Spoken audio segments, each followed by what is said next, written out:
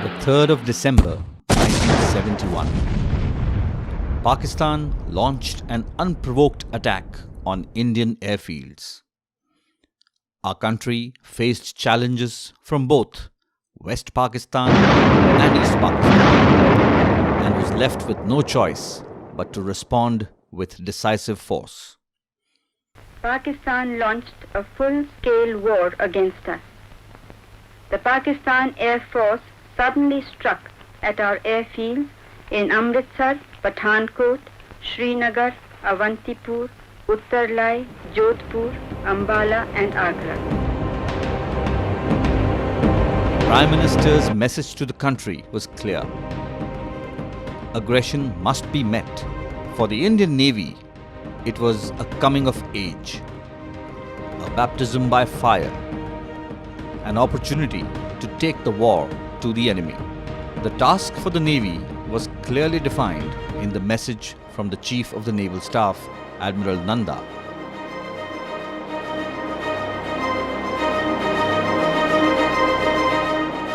The commander on the western seaboard, Vice Admiral S.N. Kohli, was directed to send a bold and spirited naval force into harm's way to destroy enemy units and harbour installations. The units chosen for this task were the newly commissioned Osa-class missile boats of the 25th Missile Vessel Squadron. Though designed for coastal defence, these missile boats packed a formidable punch if deployed audaciously with ingenuity and daring, and emphasis on surprise and perfect timing. What followed became a glorious chapter in the history of the Indian Navy.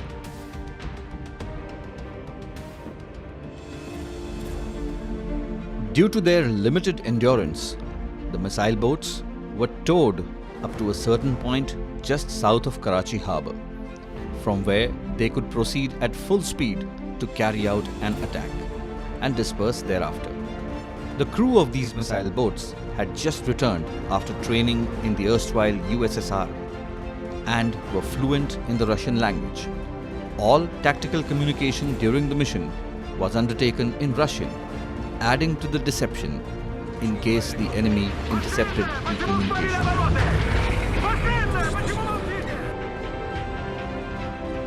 The ships headed north in an arrowhead formation, hugging the Saurashtra coast before breaking out. Their objective? To set Karachi harbour ablaze. Just about 40 miles from Karachi, INS Nirghat reported a radar contact at a distance of 25 miles. The contact was evaluated to be a warship and Nirghat was ordered to engage. She altered course towards the target and launched a missile. The Pakistani Destroyer Khaiber was hit with the Indian Navy's first shot of the war. Nirghat had drawn first blood. Nipat and Veer continued steering north. Veer launched a missile at the Minesweeper Muhafiz and disintegrated the target. Just before midnight, Nipat launched a missile towards the harbour entrance and scored a direct hit, setting the Kiamari fuel tanks and other harbour facilities ablaze. A fire that took 4 days to extinguish.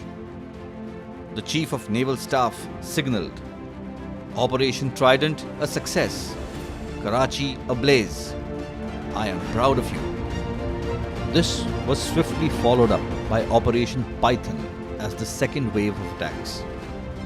The total annihilation of ships and harbour facilities completely unnerved the Pakistani Navy. In a panic, they recalled all their major surface combatants to harbour.